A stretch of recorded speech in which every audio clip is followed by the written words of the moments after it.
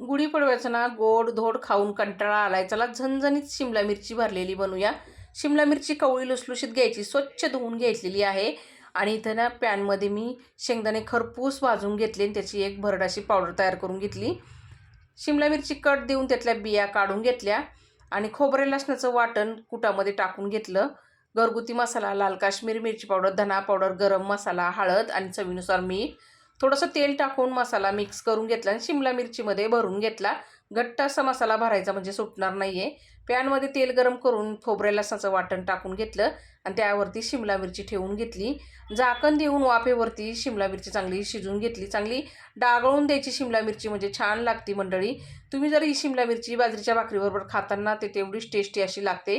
तर एका साईडनी पलटी करून घेतली, मसाला राहिलेला टाकून झाकण देऊन परत एकदा शिमला मिरची वापरून घेतली. तयार झाली इथं झणझणीत आपली शिमला मिरची भरलेली. धन्यवाद.